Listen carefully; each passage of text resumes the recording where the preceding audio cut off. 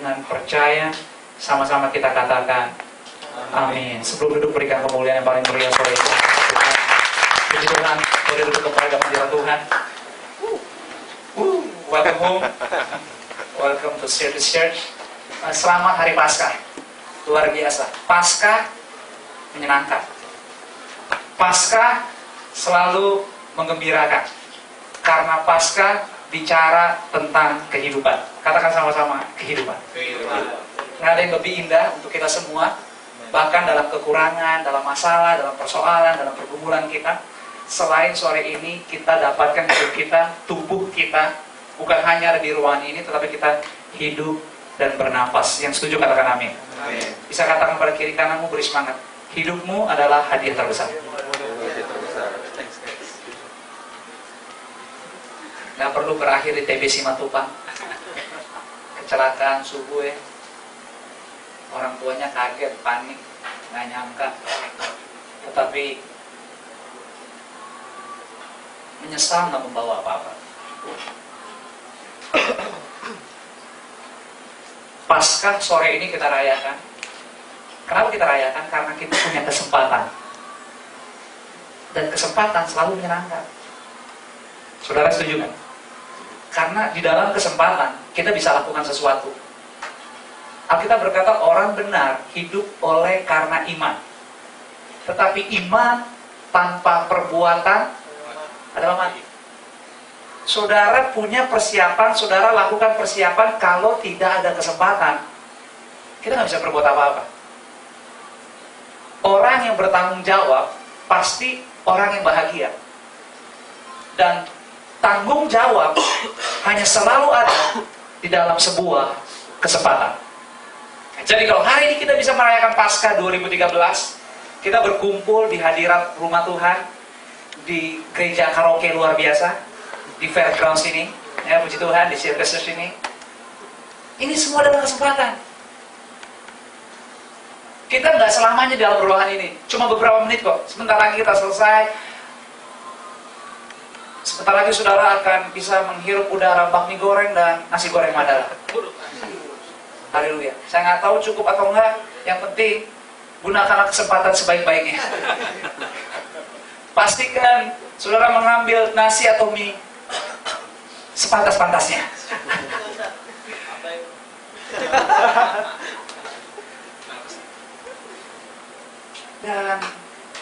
Dan hidup selalu menyenangkan. Paskah bicara kehidupan. Kalau kita buka firman Tuhan, 1 Yohanes 2 ayat yang ke-6, 1 Yohanes 2 ayat yang ke-6, firmannya berkata demikian. Kalau sudah bisa lihat di depan, dan kita akan baca sama-sama, demikian bunyi firman Tuhan. Sama-sama 1, 2, 3. Barang siapa mengatakan bahwa ia ada di dalam dia, ia wajib hidup sama seperti Kristus. So, Jesus is not dead. Yesus nggak mati. Yesus hidup. Dan kalau Yesus hidup, menyenangkan. Kenapa? Menyenangkan. Karena Yesus bukan hanya manusia, tetapi dia adalah anak yang tunggal, dia adalah anak Sang Pencipta. So, kalau kita ada bersama dengan dia, kita ada in His sight, ada di sisinya, artinya saudara dan saya ada di sisi kebersamaan Sang Pencipta. Siapa yang tahu 1 jam ke depan tentang hidup kita? No one. Siapa yang tahu bagaimana keadaan kondisi kita sampai ntar malam? Nggak ada yang tahu. Tetapi seperti pujian tadi katakan bahwa the best experience, pengalaman yang terindah adalah kalau kita bisa jatuh cinta dengan Yesus. Bicara cinta, bicara falling in love is bicara soal hati. Katakan hati. Hati adalah sesuatu yang penting buat kita. Bahkan kita berkata hati yang gembira adalah obat yang manjur. Udah banyak contoh orang punya semuanya, tapi kalau hatinya nggak sehat, hidupnya pasti dia rasa nggak menyenangkan. Ada banyak orang juga hidupnya kayaknya datar-datar aja, biasa-biasa aja, tetapi waktu kondisi hatinya sehat, hidupnya bisa menyenangkan orang lain. Bukankah kita boleh ada sampai hari ini karena Tuhan beri kesempatan supaya hidup kita bisa jadi berkat buat orang lain? Amin. Seperti Abai mungkin nggak hafal lagu, tapi kehadirannya di depan udah cukup mengambil bagian space sehingga di depan nggak terlalu kosong. Dan paling seru kalau ibadah panggung nggak kelihatan kosongnya, saudara. Dan Abai telah mengambil bagian yang penting untuk mengisi space yang kosong. Tapi tadi saya sempat dengar suara Abai ternyata menarik juga. Pantesan dia pede. Cuman memang kebiasaan nggak nyanyi lagu gereja.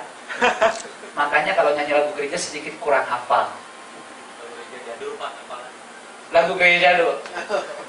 Tapi anyway, tempat ini juga kalau kosong nggak seru.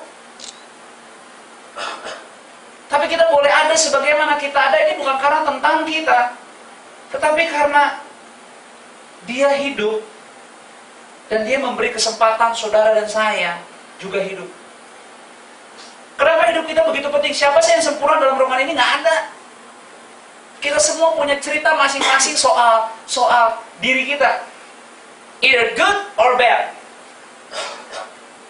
Tetapi kenapa kita masih boleh ada? Karena hidup kita penting banget bagi Sang Pencipta.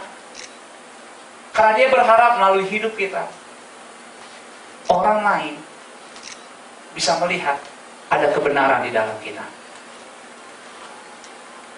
Ada nggak sih orang yang pagi-pagi sebelum mulai segala sesuatu niat hidupnya tuh kacau balau? Nggak ada.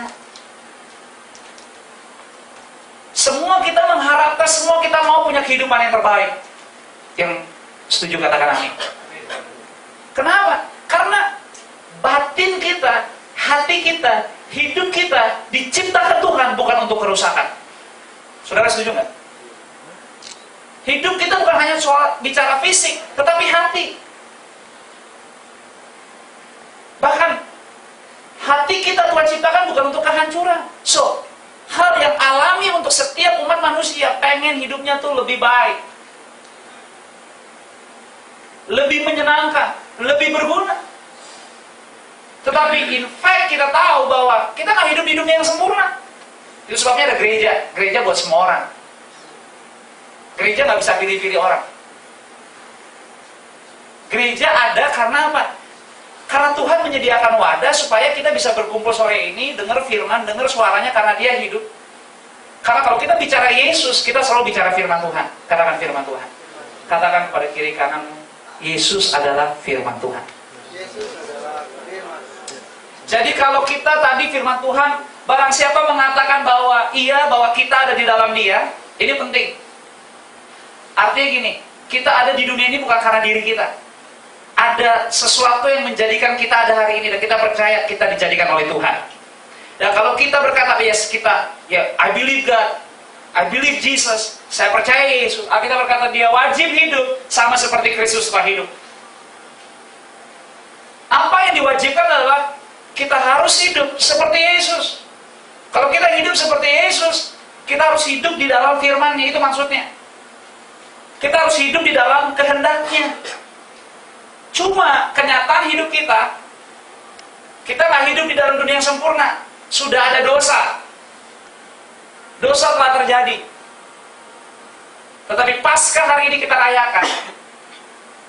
Karena melalui karya kematian Jumat Agung kemarin, Yesus disalib.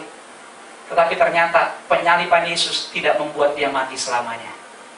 Pada hari ketiga, hari ini kita rayakan, Dia bangkit dari antara orang mati. Kalau kita pergi ke luar negeri, kita jalan ke luar negeri, lalu kita buat kesalahan, dan kita ketangkep, kita disidang, hukum yang diterapkan di kita bukan hukum negara kita. Setuju nggak? Hukum negara di mana kita buat kesalahan dan ada di sana. Sama kayak TKW di Arab Saudi. Waktu mereka buat kesalahan, kita nggak bisa buat apa-apa. Tetapi salah satu yang mereka bisa lakukan adalah substitute. Kalau pemerintah kita mau apa? Mau membayar tebusan yang sudah ditentukan nilainya. Kalau sudah dibayar sampai selesai, sampai lunas, maka yang tersangka, yang bersangkutan dibebaskan. Sama kayak kita. Kenapa kita rayakan Paskah hari ini? Karena posisi kita diganti oleh Yesus. Sebabnya kita ibadah hari ini, sore ini, setiap kali minggu kita beribadah, ibadah kita bisa menyenangkan. Even kita nih nggak sempurna.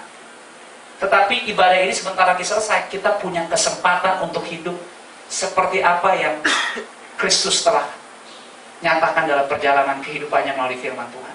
Saudara diberi kesempatan untuk ikuti kehendak-Nya. Kita mestinya terhukum, tetapi Yesus melakukan pertukaran yang luar biasa. Sehingga kita nggak perlu disalahkan, kita nggak perlu dihina, kita nggak perlu dihakimi. Yesus mengambil posisi itu. Dia dalam penderitaan, dia bukan hanya Tuhan 100%, dia manusia 100%, dia sakit, dia teriak, dia menderita. Di kayu salib dia tertahan 3 jam, dia katakan, Eli, Eli, lama sabatani. Dia katakan, Allahku, Allahku, kenapa engkau tinggalkan aku? Dia disalib bukan karena kesalahannya.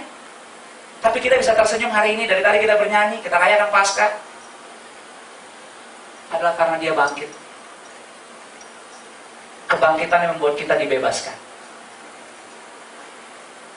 Kalau dia nggak bangkit, tandanya masa hukuman kita belum selesai. Itu sebabnya kita mestinya terhukum, tetapi masa hukuman kita ditukar oleh penderitaan Yesus. Dan selama dia disalib, kita belum sebagai orang yang merdeka. Sama kayak para TKW. Kalau mereka punya kesempatan, ada opsi untuk membayar tebusan, tetapi tebusannya belum dilunasi, mereka belum dibebaskan. Benar kan? Tetapi kalau sudah sampai lunas, baru mereka tahu bahwa mereka bebas. Sama kayak hidup kita. Tetapi waktu Yesus bangkit, kita baru tahu, yes, masa penghukuman kita sudah selesai. Katakan, sudah selesai. Yesus di atas kayu salib berkata, semuanya sudah selesai. Itulah kenapa kita bisa melakukan apa yang perlu kita lakukan di dalam Tuhan. Di tengah-tengah kekurangan, keterbatasan, kita bisa bernyanyi, kita bisa lakukan sesuatu. Karena ada misi, ada keinginan Tuhan, bukan hanya tentang bagaimana dia menyelamatkan hidup kita, tetapi dia menyelamatkan seluruh umat manusia. Dan dia perlu saudara, dan dia perlu saya. Sore ini gereja ini memberi saudara semangat, dorongan untuk tetap percaya kepada Tuhan. Gereja ini memberi saudara masukan, dorongan, semangat untuk tetap percaya bahwa dia hidup dan telah memberi yang terbaik buat saudara. Adakah yang bisa kita sembunyikan di hadapannya? Nggak ada. Kita nggak perlu ngomong ke kiri, ke kanan kita. Tuhan tahu persis semuanya tentang hidup kita. Tapi kenapa kita masih bisa jabat tangan berkata, bro, so God bless you ya, Tuhan berkati. Karena hidup saudara bukan hanya sekedar hidup, tapi hidup saudara punya nilai dan kuasa. Roma 5 ayat 17 berkata demikian. Roma 5 ayat yang ke-17. Firman-Nya berkata demikian, bunyi firman Tuhan. Sama-sama dibaca, 1, 2, 3.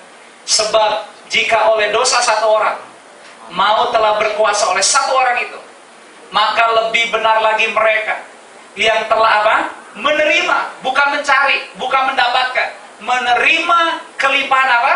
Kasih karunia. Kasih karunia is always talk about grace. Grace bukan teologi ya. Grace bukan, anugerah itu bukan metode. Anugerah itu bukan pengajaran. Kalau kita bicara anugerah, every time kita bicara soal anugerah, kita bicara soal person, soal pribadi. Dan siapa pribadi itu? Yesus namanya. Dan oleh karena Yesus, dia memberi kita kelimpahan kasih karunia dan anugerah kebenaran. Supaya apa? Supaya kita bisa apa? Hidup dan berkuasa oleh karena satu orang itu. Siapa namanya? Yesus. Hidup saudara dan hidup saya bernilai dan berharga. Gereja ini memberi saudara semangat untuk jangan menolak hidup saudara. Jangan mengacaukan kesempatan yang Tuhan beri di hidup saudara. Karena setiap saudara mulai lahir dan terlahir dari keluarga kondisi yang berbeda-beda. Tetapi kalau kita mengaku dan percaya Yesus adalah Tuhan kita, dan sore ini kita bernyanyi dan berkata, I'm falling in love.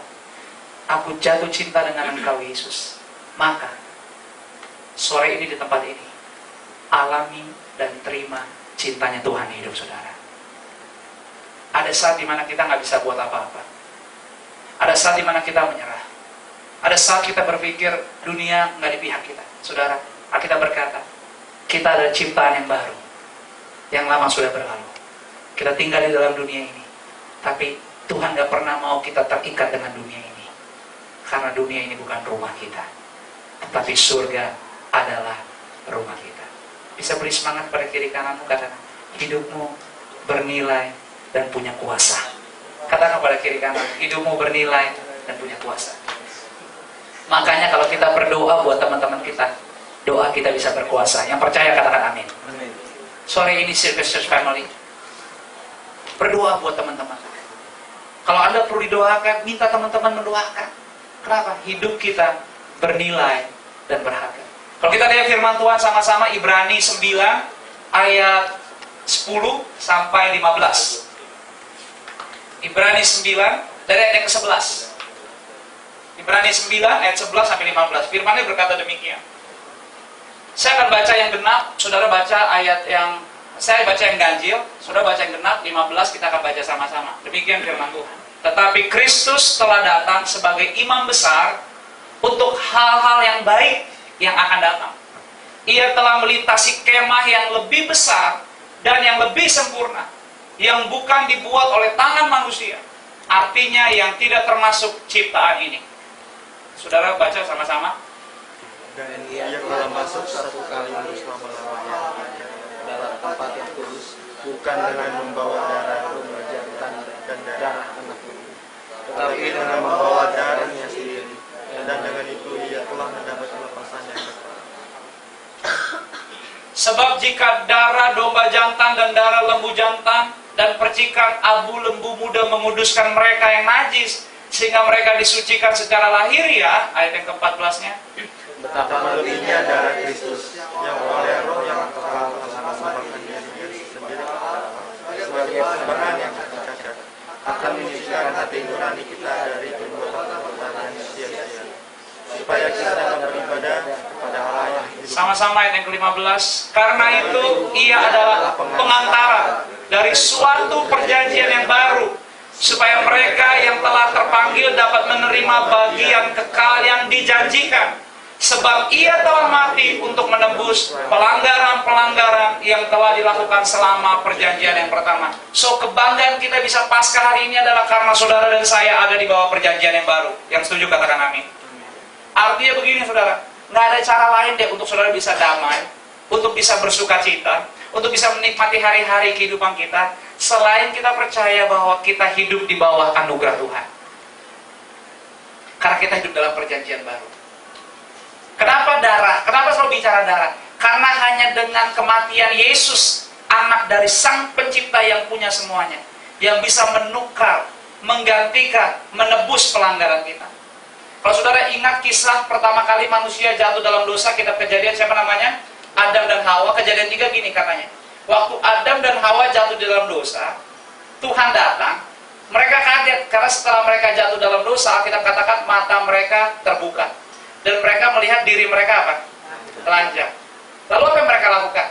Alkitab katakan mereka menyemat, mereka mengambil daun pohon ara untuk menutupi tubuh mereka.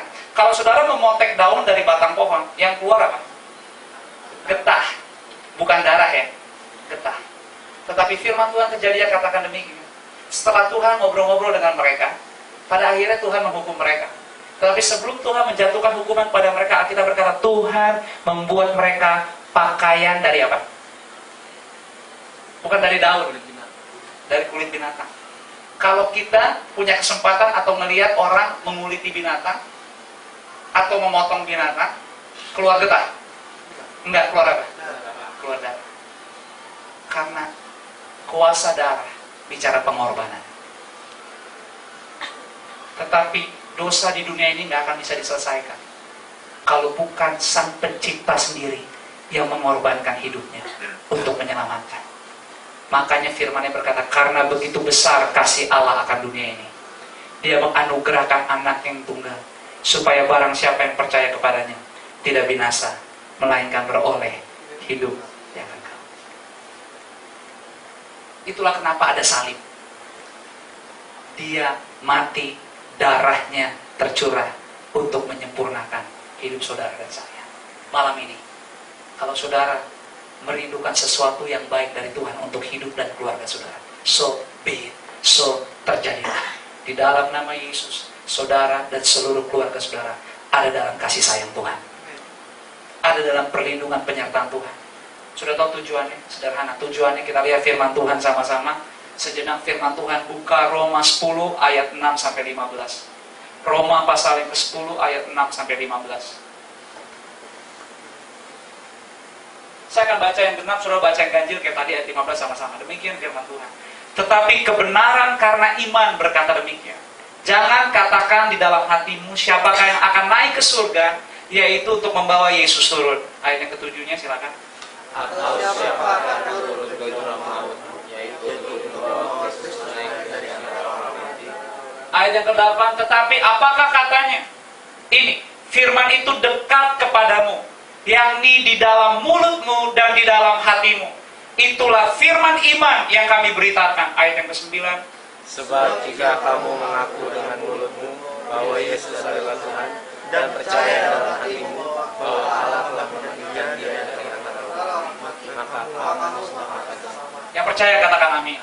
Ayat 10 berkata, karena dengan hati orang percaya dan dibenarkan. So, ada kata hati lagi. Ayat tadi bicara soal apa? Hati kita, hati nurani kita dimurnikan dan dibenarkan, dan dengan mulut orang mengaku dan diselamatkan. Karena kitab suci berkata, barang siapa yang percaya kepada Dia tidak akan dipermalukan. Katakan amin. Amin. Katakan kepada kiri kananmu, kalau kamu sungguh-sungguh dalam Tuhan, kamu tidak akan dipermalukan. Menyenangkan, saudara. Menyenangkan kalau hidup kita dimuliakan. Saudara setuju nggak? Dan Tuhan sama sekali, Tuhan nggak pernah bermimpi untuk saudara dipermalukan. Karena kalau dipermalukan tuh rasanya parah, nggak enak banget.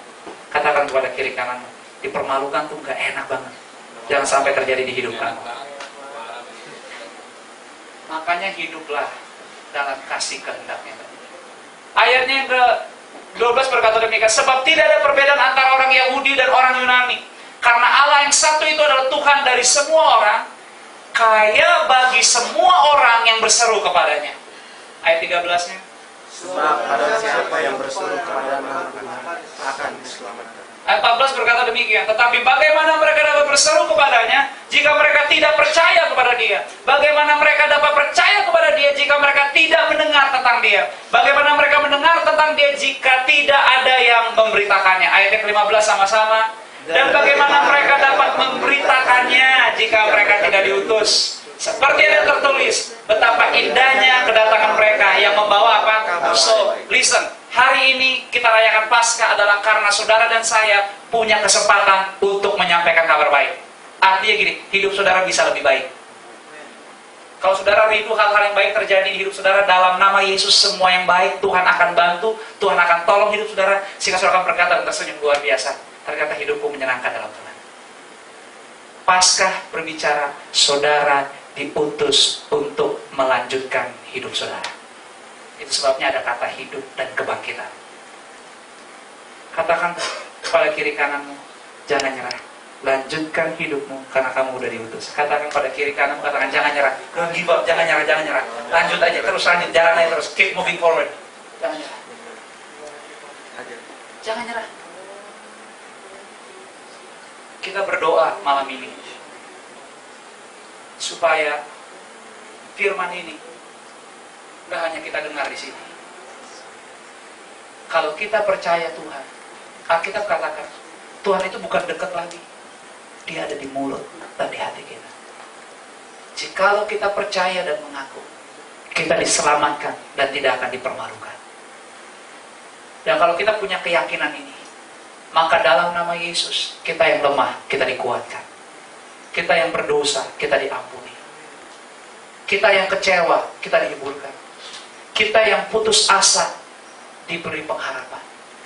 Sebab tidak ada yang lebih indah buat Tuhan di surga, melihat hidup saudara bersemangat untuk tetap berjalan dan melanjutkan perjalanan iman ini. Iman bicara tentang firman. Firman katanya tidak jauh, ada di mulut, ada di hati. Maka kita diutus hari ini, kita bisa hidup dan kita bisa bernafas. Helen Keller berkata, kemarin saya katakan, orang buta itu yang paling parah untuk orang buta adalah nggak punya mata. Tapi bukan berarti tidak bisa melihat. Semua kita nggak sempurna. Ada banyak hal yang kita bisa cerita tentang diri kita, mungkin yang buruk-buruknya. Tapi hari ini bukan kebetulan kita ada.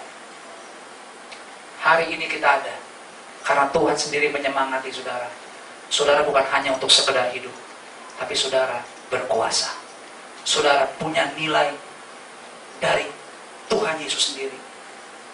Di mana Alkitab berkata, doa orang yang benar bila dengan yakin didoakan, besar kuasanya. Saudara bisa ibadah sore hari ini, puji Tuhan. Banyak orang gak punya kesempatan untuk beribadah. Saudara, Tuhan, silakan, haleluya. Saudara bisa berdoa, puji Tuhan. Saudara bisa dengar firman Tuhan, puji Tuhan. Nggak ada yang kita lakukan di sini, bahkan dalam hari-hari hidup kita, itu sia-sia. Kalau kita hanya hidup menurut kita bisa sia-sia. Tapi kalau kita hidup bersama Tuhan, artinya kita percaya Tuhan berdaulat atas hidup kita. Dan setahu saya, Tuhan selalu memberi yang baik, bahkan yang terbaik buat kita. Kita berdoa supaya kita nggak mudah terpancing oleh apapun. Kita emang hidup dalam dunia, kita masih ada dalam kedagingan. Tapi bukan berarti kita tidak bisa hidup seperti apa yang 1 Yohanes 2 ayat 6 tadi katakan. Karena firman ada di mulut dan firman ada di hati. Sangat bagus dengar firman Tuhan, tapi jauh lebih baik melakukan firman Tuhan. Amin. Saya percaya apapun hari ini hidup saudara, nggak ada yang lebih indah. Saudara punya pengalaman, saudara bisa, nggak harus selalu saya yang berkhotbah, tapi saudara bisa cerita pengalaman hidup saudara kepada teman kiri kanan. Saya bisa cerita. Kita semua punya cerita masing-masing. Ada jalan yang baik, ada jalan yang nggak baik. Pilihannya bukan di siapa-siapa, pilihannya di diri kita masing-masing. Apakah kita mau mengucapkan kebaikan? Apakah hati kita mau tetap sehat karena firman ada di mulut dan ada di hati? Jika kita percaya dan mengaku, maka kita diselamatkan dan tidak akan dipermalukan. Ayat terakhir pada sore hari ini, Yohanes 16 ayat 10. Yohanes 16 ayat yang ke-10. Sama-sama kita baca demikian bunyi firman Tuhan. 1, 2, 3. Akan kebenaran, karena aku pergi kepada Bapa dan kamu tidak apa? Ada ayat yang ke-11-nya dikatakan demikian.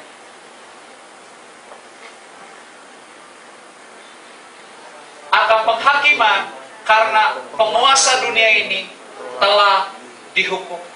Jadi kebahagiaan kita adalah hari ini, saudara tidak ada dalam hukuman. Saudara dilayakan Tuhan. Itu sebabnya kenapa dia pergi ke surga. Karena itulah kebenaran yang sejati. Di mana para nabi berkata, ada seorang bayi akan lahir, namanya Immanuel. Dia penasihat ajaib, dia juru selamat. Dia akan lahir dari perawan Maria. Dan Yesus telah lahir. Dan dikatakan, akhir hidupnya dia akan mati. Dia bangkit pada hari ketiga dan dibangkitkan. Dan dia terangkat ke surga untuk menyediakan tempat yang baik buat kita. Dan waktu dia terangkat, dia tidak meninggalkan kita, tapi dia meninggalkan Roh Kudusnya untuk kita. Dan ternyata semuanya sudah terjadi karena kita hidup di tahun 2013. Kita hidup di masa perjanjian baru. Itulah kenapa kita ibadah sore hari ini. Kita berdoa, biarlah hidup kita dari hari lepas hari, dari waktu lepas waktu, bisa serupa dan segambar dengan Yesus. Semua punya tantangan, semua punya cerita. Tapi biarlah Paskah ini menjadi perjalanan keyakinan kita, untuk kita bisa merasa, ternyata ibadah sangat baik buat hidupku. Ternyata berdoa sangat baik buat hidupku. Ternyata baca firman sangat baik buat hidupku. Kita punya pekerjaan, kita punya keluarga. Ada hal-hal yang kita kerjakan, ada hal-hal yang kita cita-citakan. Tetapi, bisakah manusia menambah sehasta saja di hidupnya? Nggak bisa. Hidup kita bukan dari kita. Hidup kita dalam milik Tuhan. Saya berdoa biar setiap Church Family di sini, seperti pujian tadi, bisa semakin jatuh cinta dengan Yesus setiap hari. Have a blessed Easter. Tuhan memberkati kita malam ini. Sama-sama bangkit berdiri di hadirat Tuhan. Saya mengundang seluruh penyembah Tuhan, kita akan angkat